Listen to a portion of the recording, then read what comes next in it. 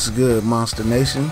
It's your boy BC the Trainer, bringing you guys a shoulder destruction. We trying to get big boulder shoulders in this motherfucker.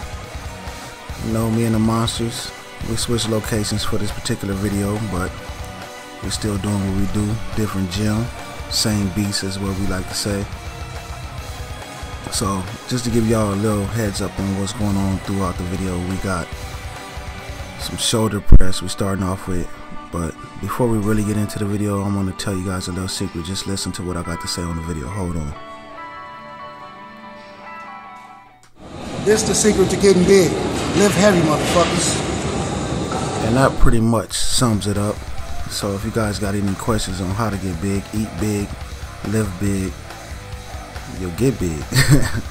Just be a greedy motherfucker and lift a whole lot of fucking weight. That's the only key to getting big. I don't care who you are, unless you're just genetically a giant.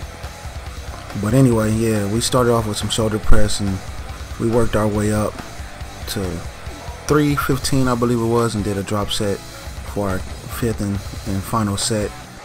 We went up, you know, pretty fast. We went up from 135 to 185 to 225, 275 to 315. So that's pretty much how we do it. After the shoulder press, we're going to get into some dumbbell shoulder press, seated. And look at that face on Joe. That's a classic face. Look at him.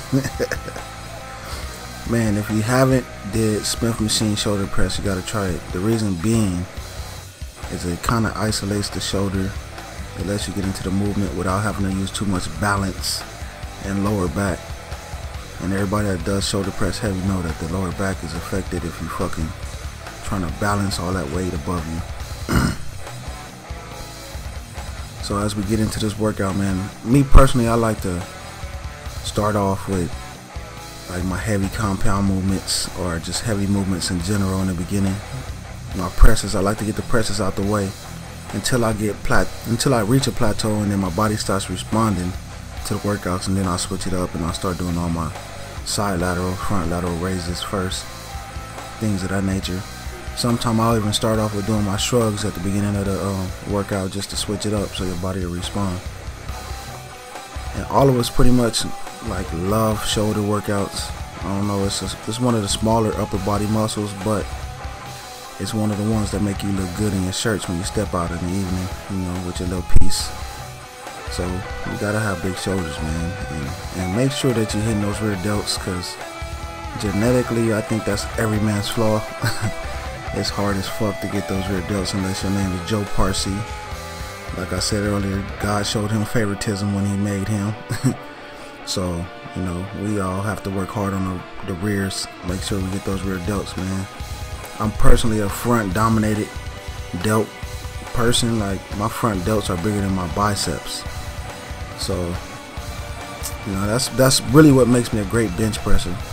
So moving on, we go to some dumbbell press, and I skipped throughout the warm-up sets. We started with, I believe, 80 to warm up with, and I believe we hit 6 sets and end up finishing with the 115s. We didn't hit the 120s, which is the heaviest dumbbell in this particular gym, but sometimes I'll say shit just to be funny, like, man, we gotta leave ourselves room to grow, or we gotta shoot for something to look forward to the next workout. So we didn't do the 120s, which we both, or all three of us, could have easily done.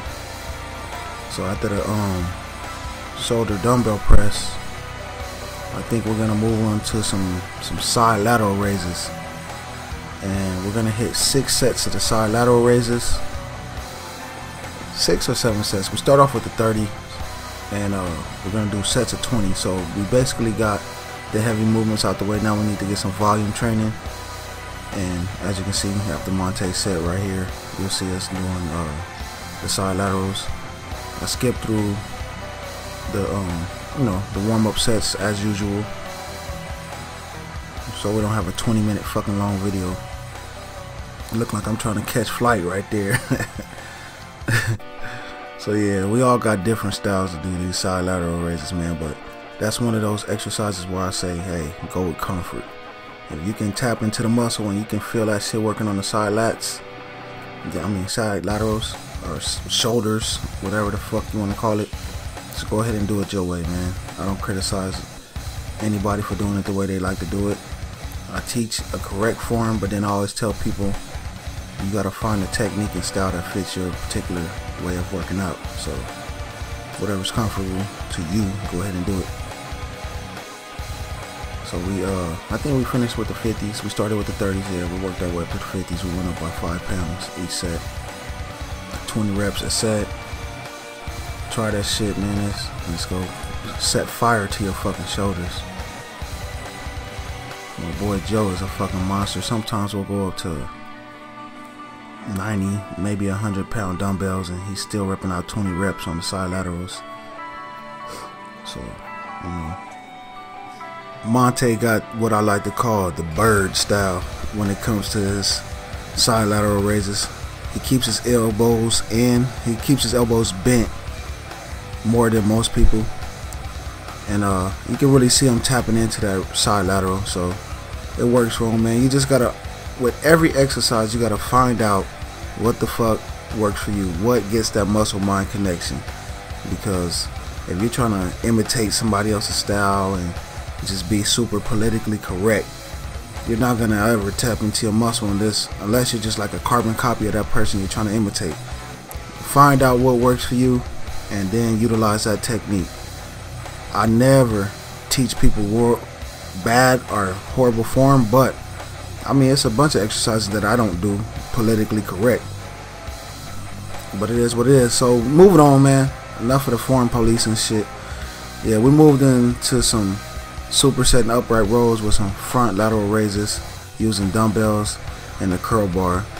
Unfortunately, the heaviest curl bar they got in there is 100 pounds. We could have used a straight bar and added some weights, but once we get that pump going and we got a nice little lather going, a nice little sweat, we want to just continue on. So as you can see, what we did was we just, as one person dropped the weight, the next person picked that bitch up.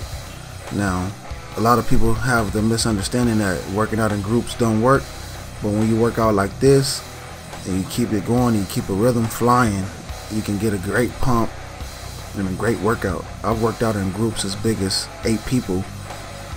Even in some of our videos, there's been more people than you've actually seen, but we've kept busy to the point where you wouldn't realize that it was that many people doing the fucking exercise. So even if you are in a group, man, just make sure that you guys set everything up to where you can keep moving. So after that, we moved into some rear delts, and we used a little fucking fly machine. So reverse flies is what you might want to call it, or whatever the fuck you call this machine. We used it. I just fast forwarded through the first set and then moved on, because after that we got into some beast shit and we got into some shrugs. And everybody know that's like a finisher for your shoulder workout.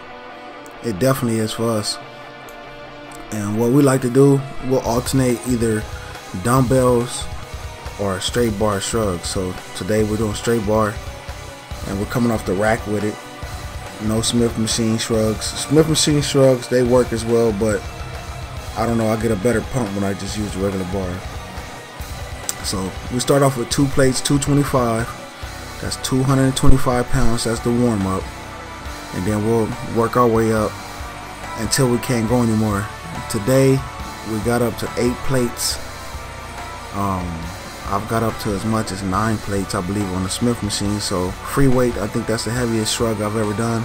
If I'm not mistaken, that's 765 pounds or something like that. And the shit is just crazy, man. Like, looking back on it, like as I'm watching it right now, as I do this commentary, that shit looks like a whole bunch of fucking weight. But when you're in a rhythm and you got your voice motivating you and pumping you the fuck up, shit, it's like you feel like you lift the fucking world. And Joe, that's like damn near 3 times it is. It's over 3 times his body weight, and he's fucking shrugging that shit. Shit is crazy. But check out Monte. Watch this shit.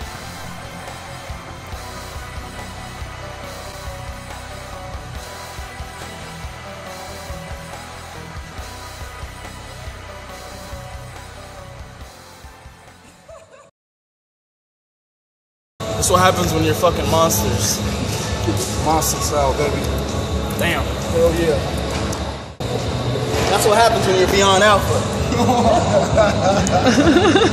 Way beyond. It's a rap, nigga. Rap?